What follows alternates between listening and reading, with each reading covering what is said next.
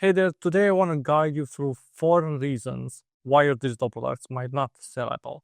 And if you're wondering who is this guy in front of me, I'm Vlad. I've been photographing for more than 12 years and I hate taking photos for clients. So I decided to sell my knowledge and create a business based on this foundation and sell my knowledge through digital products. And now I want to help you do the same thing.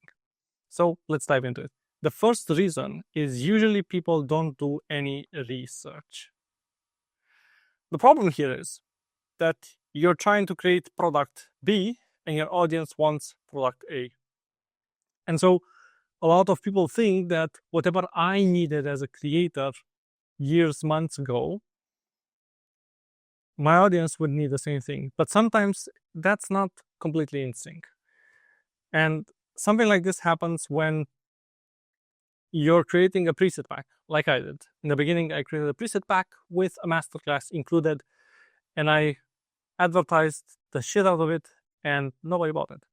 So the problem there was the market, from my perspective right now, it's fucking full of people that are selling presets, regardless if they combine it as presets individual, presets for traveling, presets for, or they're having presets with masterclass included for editing or whatsoever.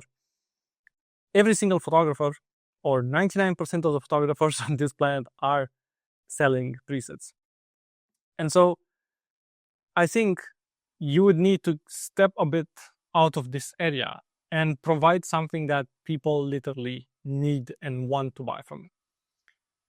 And so here, what you would need to do is do some research before you provide them with a product, before you even start working on a product. So how do you do that exactly? Well, there are a couple of ways to do that. From my perspective, 2 ways. First, you have stories. So for stories, what happens is you're basically posting a story with a poll.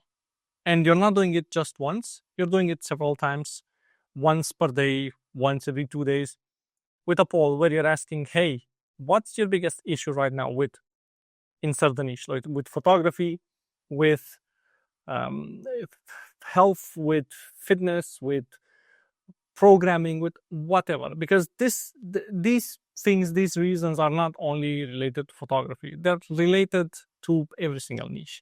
So you ask your audience, if you have 500 people or 1,000 people that are following you, ask them what's their biggest issue right now with the niche that you're in.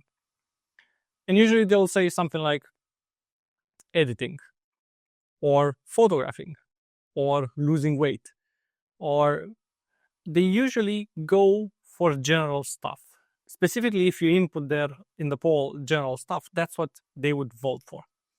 And so after you reach the point where you have an input and you know, hey, this is a category that people have issues in or problems, you can solve that problem with your digital product. So what happens here, when you have a general problem like losing weight, taking photos, editing, you break that into different ones so that you understand more.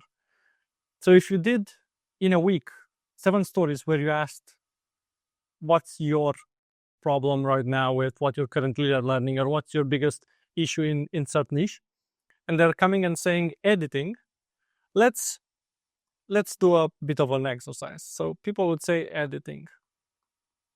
Okay, then your next story could be something like, all right, understood, your biggest issue right now is editing. What exactly in the process of editing is currently driving you nuts? And that could be color grading, that could be color grading, that could be masks, that could be exposure, that could be cropping, that could also be, you got the idea, the list goes on. So when you have something like this, you already know more about your audience and you know more about the issue itself. This is the process that I followed for my digital products. So you have now 1, 2, 3, 4 reasons or 4 subcategories from a bigger category where your audience has issues. Now you pick one of them and you start creating a product for it. This is the moment and position that you can literally grab the idea that they just gave you and create a product. Because you have a product like this, now you can serve them to them because you know that there is a market for that. You know that your audience demands from you something from that specific subcategory. So then it's easier for you when you're creating the product to know, yes, this product would sell because my audience already said that they would need something in this direction. The second reason why people might not buy from you is that you're not promoting enough. So when I started to promote my color grading manual, I thought I'll just do some stories from time to time, and whenever I'll upload a story, people would just queue to buy it. Couldn't be more wrong than that, because what happens is every single story you're posting, if you're having 1,000 people or 10,000 people that are following you, and you're uploading a story, not all of these 10,000 people will see it.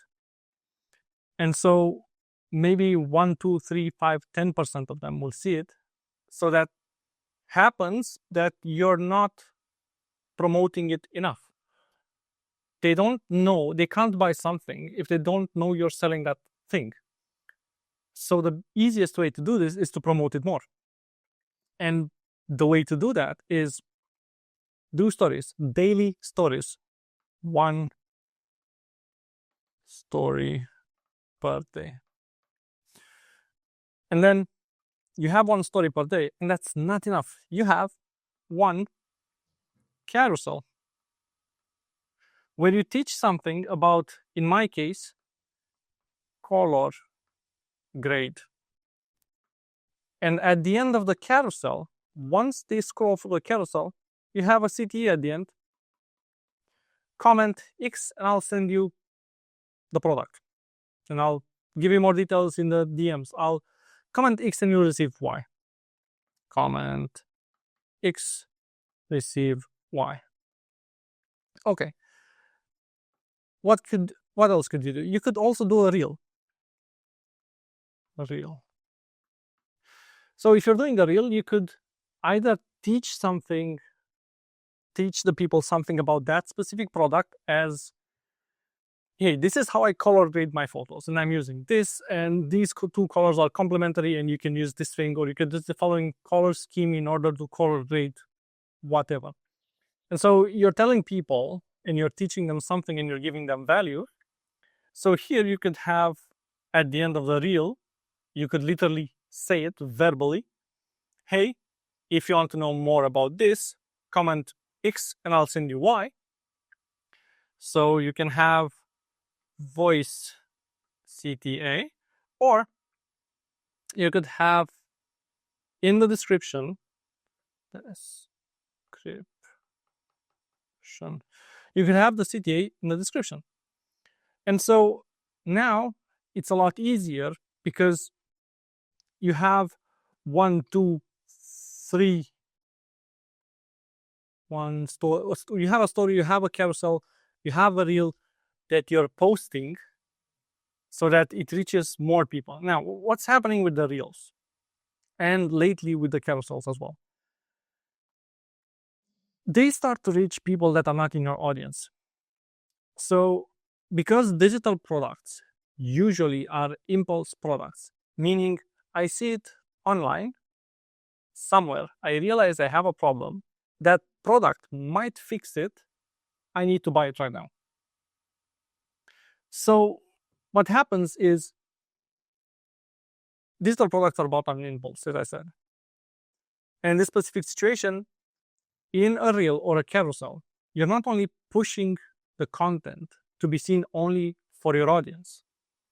Non-followers will also see it. Someone from these non-followers might decide to eventually follow you. And then after 3 days, if you keep posting like this, they decide to buy. So you turn someone that is a cold audience, a non-follower, into a follower, into a buyer. Plus, from all these, if you post them daily, you have a lot more traffic that you're sending towards your website. Because of that, you have more chances to sell. So just promote more. I thought in the beginning that if I put one story, it's enough. No, it wasn't. And I'll give you a secret here. If you're having a reel that is like 5 seconds long, and you have trial reels already enabled, and you can use them, if you b-roll yourself in the workroom that you're working, outside photographing, and you have 10 b-rolls like this, you have 10 b-rolls. Because you have 10 b-rolls, if you're having a hook on screen, and in the description of the same reel,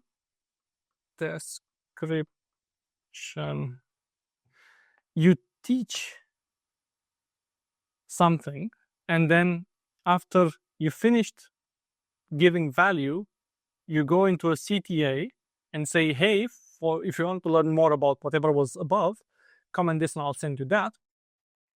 What you're basically doing, you're gonna post it first in trial reels, and you're gonna wait 24, 48 hours for it. What happens here is non-followers will see it. So you'll attract people that don't know you, firstly to see what you're doing and to give them an opportunity to buy. And after 48 hours, let's say, you grab it from trials and you share it with your normal audience, with all followers. Because you're doing that, you have more eyeballs on it. So you'll have the non-followers. Now you also have the followers that will be seeing your content. If you have one of these, you have 10 b-rolls, and you schedule one b-roll per day, and let's say you start Monday and you put it on Monday, you have it into trial reels. On Tuesday, you grab this one out, the one that you posted on Monday, you grab it from trial reels and you share it with the whole audience. And at the same time, still on Tuesday, you upload a new one in trials, and you keep doing that for 7 days, you're gonna have at least one reel per day where you're gonna promote something. Now, I'm not recommending to have only content that sells, to only shove it down their throats, saying forever and ever absolutely no fucking value, but always, hey, buy this, buy this, buy this. Because at some point your audience will turn their backs and say, you know what, fuck off, I won't buy shit from you anymore. You lose the trust also. There's no point of authority, there's no point of authenticity in it. It will work for a while and then people will just stop buying.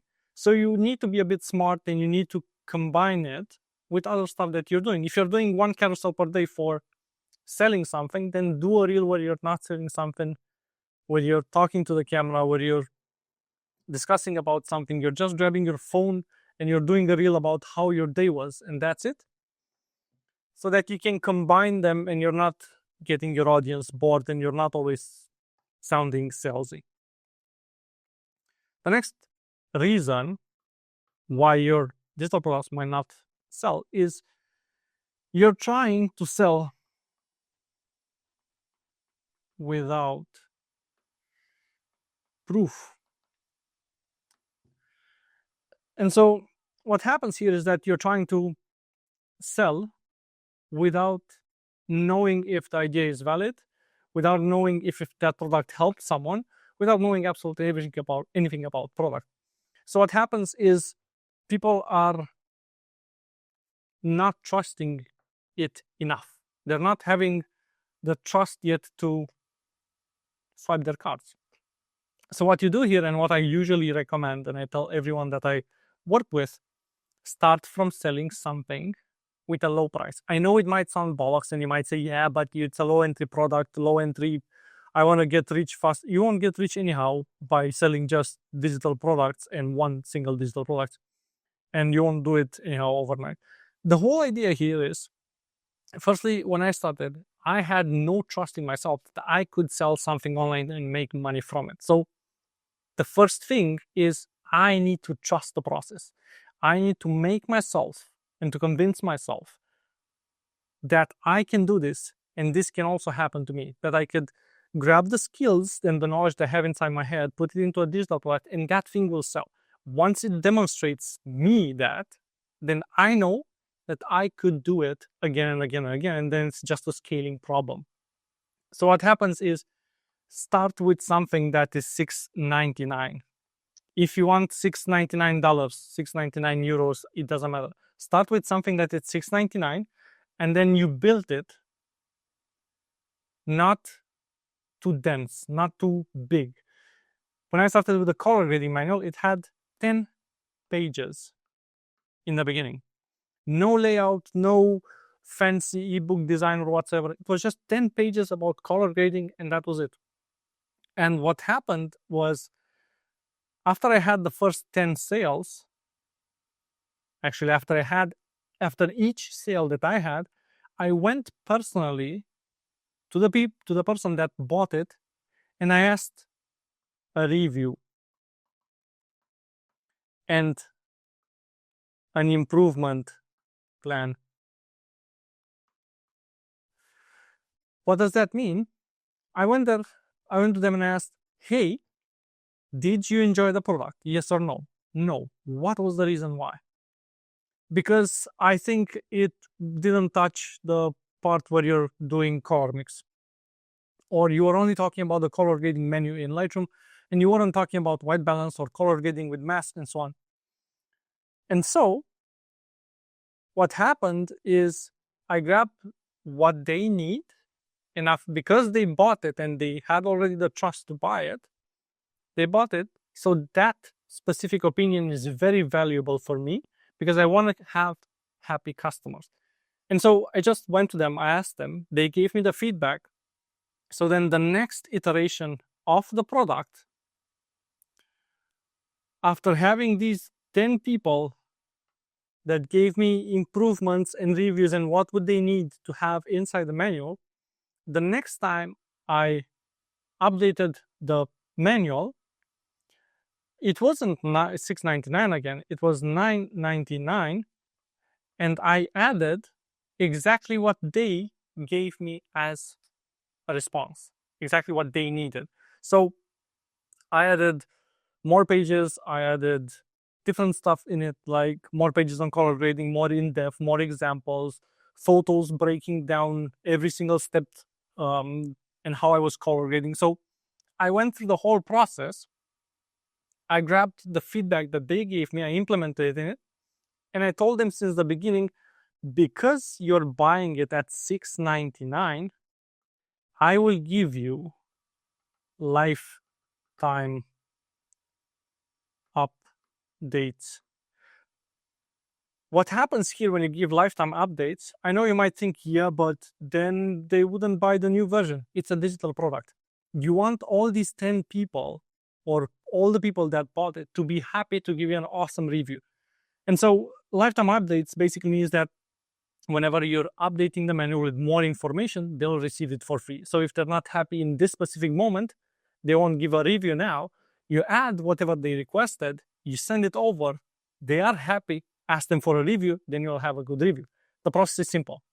So when I launched, firstly I launched with $6.99, then I reached $9.99. After that, I had more people that gave good feedback, so more people bought it. I had more people to ask about a review and feedback. And then when I launched next time, it was $16.99 because I added so many things inside of it, and it already reached 70 plus pages. So at this point, I just waited so that I have so many people that are buying that I could just grab the review, and it makes the whole product bulletproof because people bought it and they already trust the product.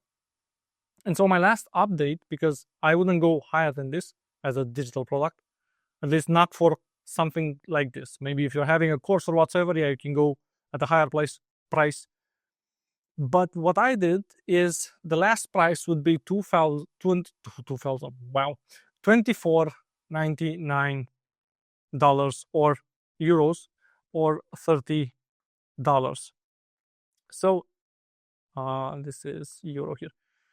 So what happened here is I still gave the people that bought it at $6.99, I still gave them this $24.99 for free as an update because I still want them to be happy, and because the reviews from them will come in and it will be awesome. And with these reviews, I can sell it forwards to other people. And so at this price, I added video inside as a breakdown, as an idea of, hey, this is how I'm masking. And I'm just doing step by step, and I'll be, in the future, I'll not do voiceover in the videos, but I'll be just writing under step by step on what's happening inside the video, because exactly the reason that I said earlier that you don't know who is buying this, and that some people are buying it because they want the value, and because you're asking them for a review and a feedback. I received feedback from people that said, hey, I'm a deaf person. I've been trying to learn color grading, but everyone online talks and has like videos, and I can't hear. I can't do anything. Or I'm colorblind, and if someone just explains it to me and says, go with red or go with blue, but I have no knowledge, why do I pick red? Or when I'm picking red, why am I picking teal? Or if I'm picking yellow, why am I picking blue? If there's no explanation behind it, I'm colorblind. I have no clue what's the color. But if someone tells me, hey, there is a color scheme for complementary colors. So when you're picking, if you're having the color wheel like this, and instead of picking two colors that are random, you pick one here and the opposite one here, it means it's complementary color scheme. So then you can pick these two colors because you know they work well together. Then even a colorblind person would know, I could do this. These two can be combined. And it's so amazing to have issues like this or feedbacks like this for your product, because it means your product is reaching such a maturity that you could solve this, and you just come with solutions for these, not solutions for, hey, I'm not selling enough copies of my product. It's a different vibe. Woo! All right. Fourth one, I would say it's your business is too complicated. So what happens here is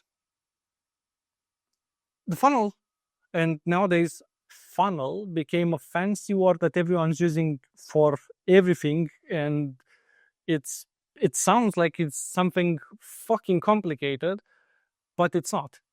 A funnel is the process of taking your customer from A to B, and that's it. Or from seeing the product to buying the product. Choose whatever. When I say it's too complicated, what basically happens here is that the way you're taking your customers from, let's say if you're selling on Instagram, the way you're taking your customers from Instagram to where they would need to buy from, as in your website, that these steps there are way too many. And so with every single step that you're having, that your customer needs to do something until they reach website. And then they need to do more steps until they reach the point where they buy. If you have too many of these, of course, at every single step, it's like a triage. For every single step that you add, more people leave. And so you want to have this flow as smooth and easy as possible. That doesn't mean that you need to have it as short as possible, because sometimes during these steps, you're giving people more information that they are going to use it to decide if they would buy the product or not. So what I like to do here is, if someone landed on my website, I don't like using baskets, because if they land on the website and then they go to basket, and from the basket they go to checkout page, and from checkout page they have 3 other pages that they need to fill until they reach the buy button, so that they're ready to buy. What happens is 1,000 people reached here, 100 people reached here, maybe 50 people reached here, maybe other 20 people reached here, and only 10 reached the spot where they're buying. And so what happens is, you want to close the gap here and to make it as short as possible, because if you convince someone that they want to buy when they're on the website, on the product page, if they click here on add to cart, they'll need to be redirected to the cart. But if you name the button buy now, and at this specific point you redirect them to the checkout page straight, and the checkout page is a 3-in-1 page, meaning they input everything in one single page, and then at the bottom you have buy. Compare this from above, like the whole process from here, with this one where there are 1,000 people that reached here. The same people, we use the same example as above, so the same amount of people that reached the basket reached buy now, and the same amount of people that reached the cart checkout page were 50 above, they reached already here. Instead of only 10 buying, you now have 50% that might buy. 50 people that might buy, not percent. And so you increase your chances to sell more with the same amount of people that you're sending on your web page. So I think I've seen, and I worked with several people when that are having digital products and that they want to sell, or they're beginners and they would like to sell digital products. And most of the times these 4 reasons are somehow what's stopping them, or what's taking them to the point where they're thinking, yeah, this is not for me because I'm not selling enough. Sometimes just having some small tweaks at each step, or in specific steps, it will increase the whole checkout and increase the whole conversion rate that you will have from the point that the people are entering your business, where you're saying, hey, this is, comment this for that, up until the point where they buy. So I think if you're selling digital products, just take this video, go through your business and see at what step you're at, and you already have a fix in the video. That's it for today. Cheers.